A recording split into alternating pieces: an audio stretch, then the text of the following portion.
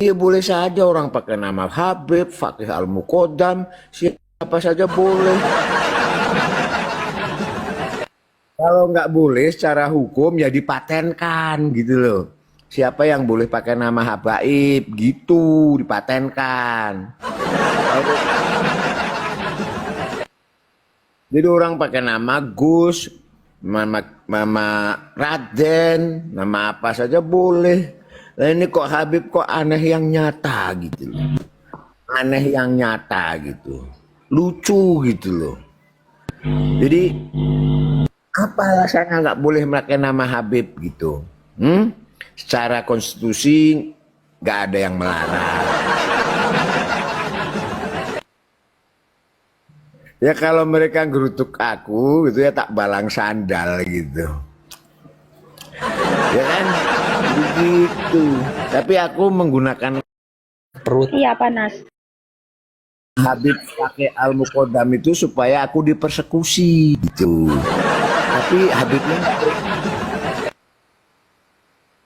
nggak berani gitu. Selain itu juga ada niat jeleknya juga sih. Aku pakai Fakih Al-Muqaddam. Yang namanya bagiku Fakih Al-Muqaddam tuh fiksi, hayal, cerita doang gitu. Ketika Fakih Al-Muqaddam hidup, kalau dia terkenal kan dicatat sama orang, nggak dicatat tuh sama orang. Jangankan Fakih Al-Muqaddam, yang namanya Edi Baskoro saja gitu, yang terkenalnya hanya lokalan Indonesia, jadi dicatat. Fakih Muqaddam nggak dicatat, nggak ada catatannya itu. Aneh yang nyata itu, nekat yang nyata gitu. Coba Habib, kamu cari tunjukin ke saya. Ketika Fakih Muqaddam hidup, adakah catatannya? Cari sono Bib.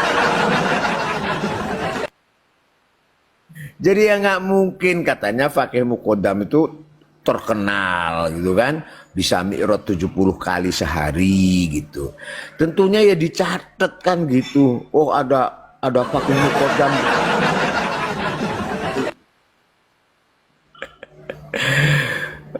Makanya sekarang itu Kubab Kabib itu sukanya ngeles gitu. Yang dimaksud mi'raj 70 kali adalah sholat. Ya kalau yang dimaksud sholat kenapa nggak ditulis saja Fakih Muqaddam sholat 70 kali sehari gitu aja kok. Ngapain terus ngomongnya mi'raj 70 kali sehari gitu. Terus Muhdor bisa memadamkan, Habib Muhdor bisa memadamkan api neraka jahanam. Terus itu kemudian ngeyelnya begini. Oh itu kan sholat. Kalau orang sholat itu akan terhindar dari api neraka jahanam. Jadi maksudnya memadamkan api neraka jahanam itu sholat yang baik. Ya kalau memang begitu kenapa? Baik gitu. Aneh yang nyata. Jadi Kabib itu aneh yang nyata. Oleh karena itu, bagi orang-orang yang mau berpikir sedikit aja, kan kita sebagai muslim itu kan disuruh berpikir. Di dalam ayat-ayat suci Al-Quran kan sering itu di belakangnya tertulis bagi orang-orang yang mau berpikir gitu. Ya pikir sederhana aja, udah masa hidup kenapa nggak dicatat orang gitu? Dicatat malah setelah sekian abad baru dicatat gitu. Yang nyatet siapa? Yaitu anak-anaknya turunannya Fakih Al-Muqaddam.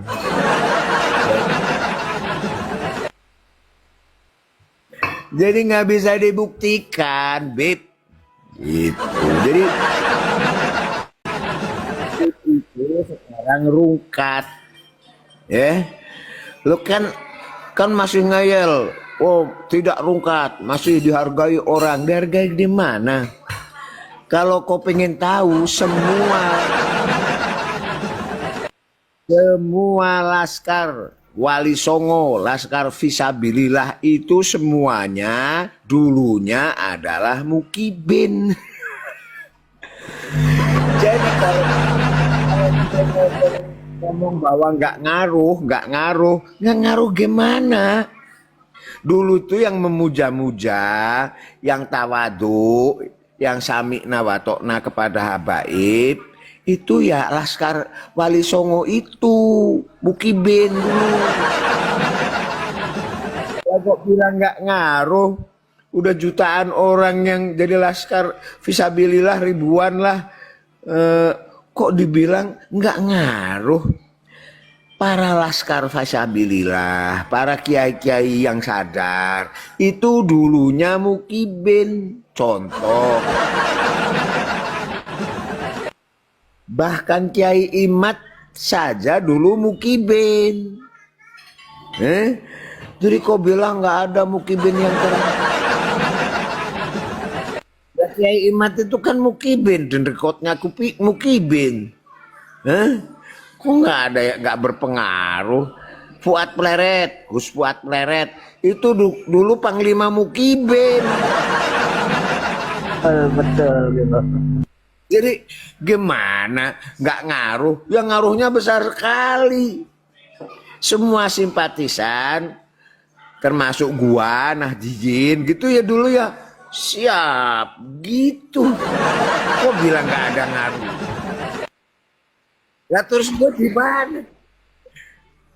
Gitu. Nah sekarang yang tertinggal hanya yang masih percaya itu adalah mukibin yang tidak mau menggunakan, tidak tunduk kepada Al-Quran. Karena di Al-Quran itu banyak ayat-ayat yang belakangnya itu ditulis bagi orang yang berpikir, kan ada bagi orang yang beriman, ya kan? Ada yang bagi orang yang beriman, tapi banyak juga bagi orang yang mau berpikir. Jadi oleh Allah itu kita tuh disuruh berpikir, bukan disuruh jadi jongos. Nggak ada dalilnya dalam Al-Quran bahwa manusia itu harus jadi jongosnya Ba'alawi, nggak ada. Ada kitab yang menuliskan itu ya kitab mereka, kitab karangan mereka. Nggak ada mana tuh bahwa Assalamualaikum bos. Bumi harus menjadi jongos dari Kobal Kabib. Nggak ada. Itu saudari-saudari. Assalamualaikum Gimana? bos. Waalaikumsalam. Apa ceritanya ini bos? Kok mukibin sekelalu ini bos? Ini yang begonya lagi gini, si Pirang habis persekusi, ngaku orang yang ngaku Habib kan dipersekusi sama dia kan dijatuhi hukuman. Yang disalahin itu sama dia itu presiden. handsetnya kembali, dengung handsetnya kembali.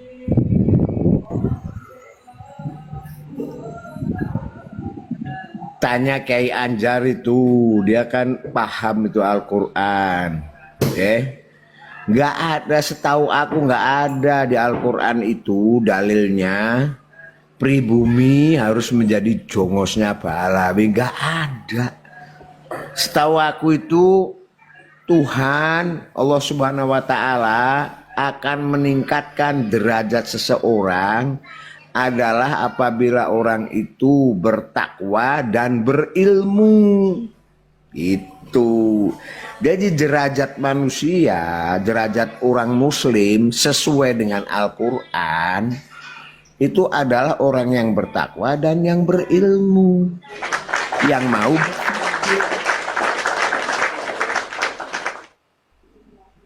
nggak ada gitu bahwa orang yang mulia itu adalah harus menjadi jongosnya habaib. Nggak ada.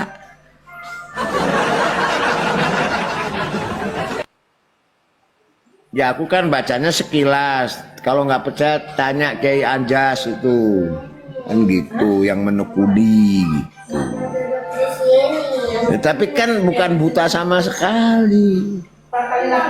Dari kecil ngaji sama dilanggar, kemudian pendidikan formal juga diajarin agama gitu. Jadi ya nggak buta-buta amat gitu. Kalau yang namanya orang awam kayak gua, bahwa orang muslim itu Tuhannya manusia, Tuhannya adalah Allah Subhanahu wa taala. Bukan Al-Haddad. Man robuko, siapa Tuhanmu? Al-Haddad. Gimana gitu? Ya kalau orang yang mau berpikir itu sudah fundamental.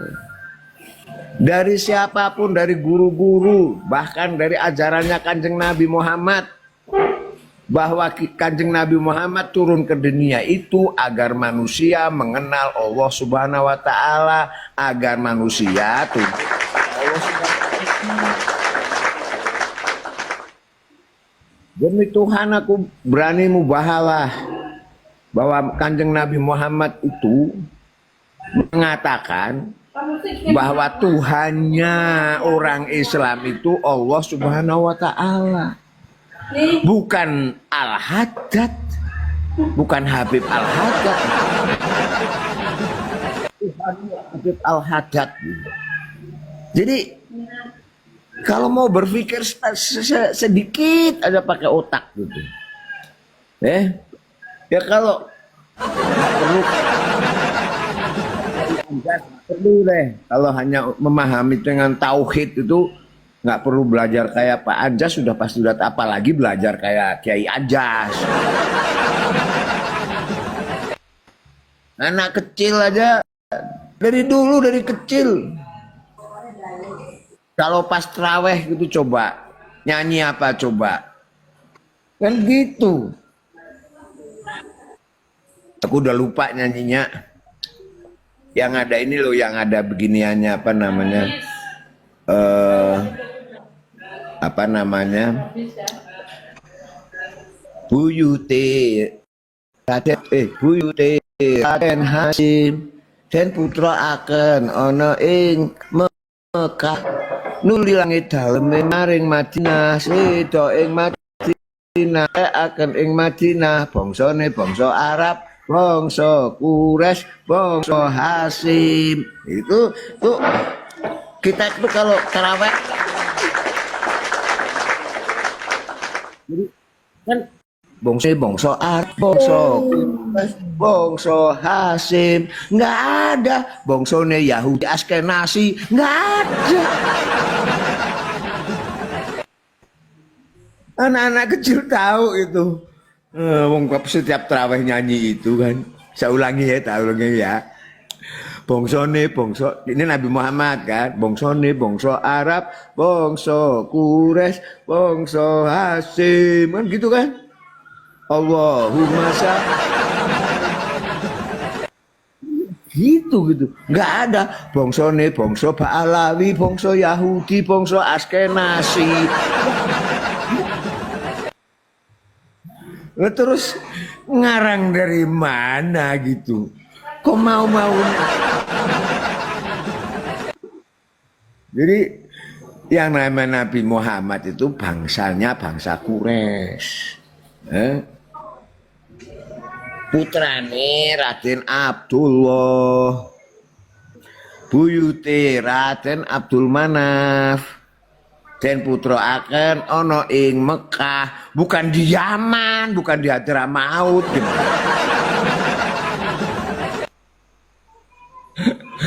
Terus nanti diganti tuh kalau berhasil nanti kalau terawehan itu nanti diganti.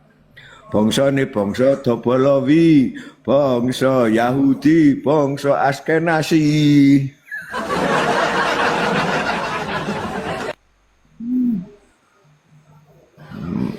Jadi Serius itu yang namanya Habib itu udah sesat.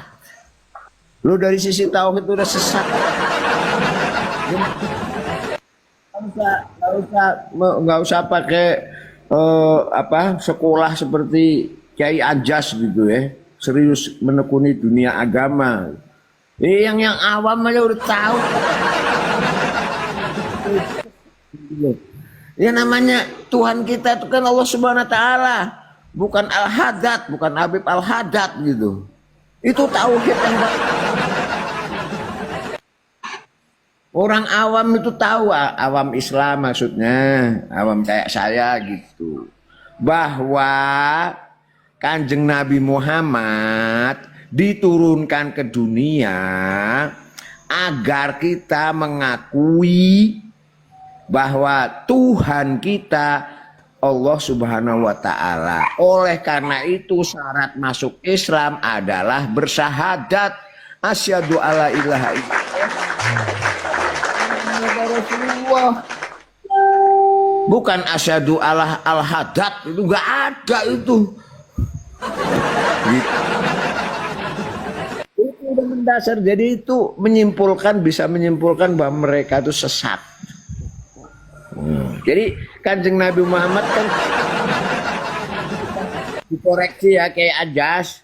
Kanjeng Nabi Muhammad itu turun ke dunia, Tuhannya orang Arab tuh banyak banget, Lata Usah, patung-patung yang ada di Ka'bah, dalam Ka'bah itu.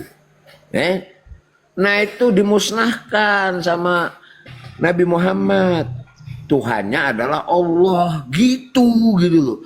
Sederhana banget kayak gitu, enggak bener. Bin Mukibin. Untuk menjadi orang Islam itu harus syarat utamanya pertamanya ya rukunnya adalah bersyahadat. Syahadat itu adalah asyhadu alla ilaha illallah wa asyhadu anna Muhammadur Rasulullah.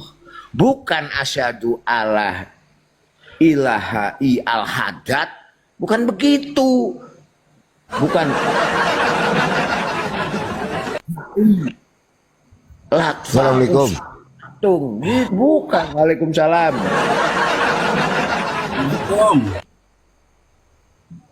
Iya, terima kasih. Habib Fakih Mukimat apa apa ini? Al-Muqaddam. Itu Eran. Kenapa ya yang namanya mengaku cucu Nabi kok kelakuannya kayak gitu? Yang namanya cucu Nabi itu harus soleh, sabar, takwa, tidak provokasi, tidak ngajak perang pada sesama umat Islam. Asal golok, asal sulit kalian, perang mau di mana? Yes.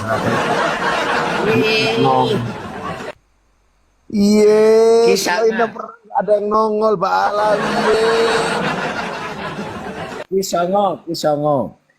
Tak ingatkan kita, mari kita mengingat bersama-sama. Dulu di Arab kalau perang sebelum perang tentaranya perang kan ada wakil-wakil tertentu perang dulu kan. Jadi barisan tentara itu sebelum perang itu kan diwakili 1 atau 2 orang untuk diadu gitu pemimpinnya. Salah satunya itu waktu itu Ali bin Abi Thalib yang pedangnya itu sumbing gini nih. Nah, harusnya kalau menjalankan tradisi itu pemimpin itu harus perang dulu, harus maju dulu. Bukannya Mukibin yang dikerahkan, tapi pemimpin.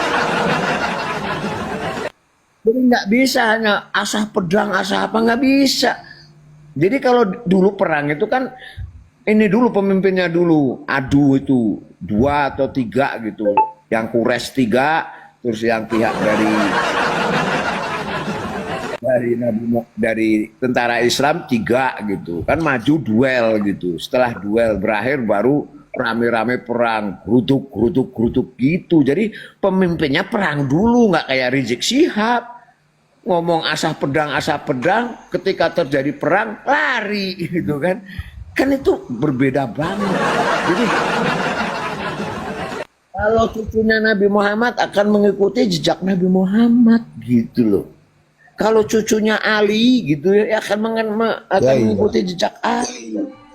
Terima kasih fans, terima kasih fans.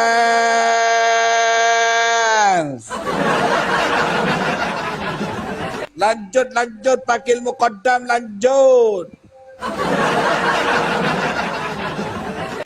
Jadi bayangkan gini, pas perang Badar gitu ya kan, atau perang apa lupa saya itu kan, Ali maju duluan, duel gitu, 1 lawan 1 gitu, Ali sama tokoh Quraisy sana gitu kan, nggak kayak Bahar Demit gitu, ngacung-ngacung pedang, duduk gitu. Setelah selesai dari panggung katanya mau ke Pemalang, pijit di sepak gitu, tuh gimana itu?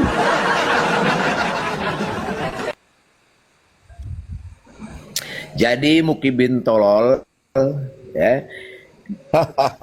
Kunjunganmu itu nggak ada nyali. Buktinya apa? Yang menerpa aku aja lah. Dulu kan topik itu kalau ada orang pakai gelar Habib dipersekusi. Nah aku udah 3 tahun pakai gelar Habib, pakai nama Fakih Al-Muqaddam, nggak berani tuh Habib tuh datengin aku. Iya kan? Nah kalau kecuali kamu Mukibin. Aku pakai gelar Kalau palsu. Mukibin nah baru kamu berani-berani pakai nama gelar Habib. Assalamualaikum warahmatullahi Ya artinya kan kalau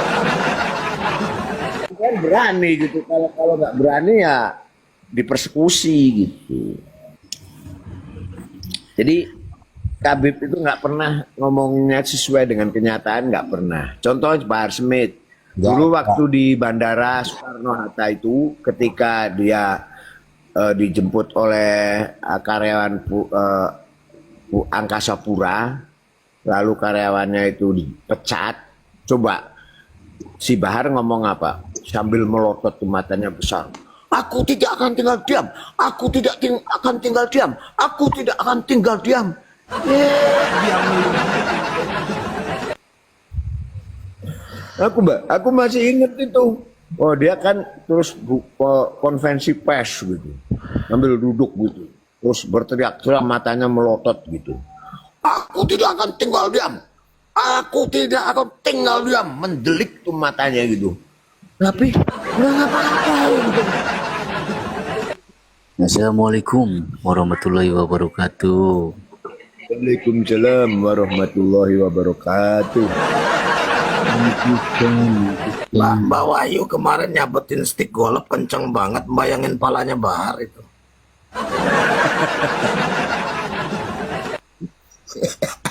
Iya memang.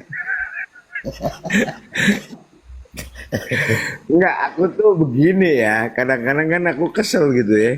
Aku bukannya sombong enggak gitu kan. Sering kan ada yang ngomong begini, ada yang ngomong, oh kakek tua stres banyak utangnya gitu kan. Terus ada lagi yang ngomong apa ya, oh cuma nyari duit aja dibela-belain, menghujat orang lain kan gitu. Makanya aku tunjukin bahwa hobiku golf gitu. Jadi untuk menjawab bahwa aku itu bukan seperti itu gitu loh, itu aja gitu. Makanya aku kadang-kadang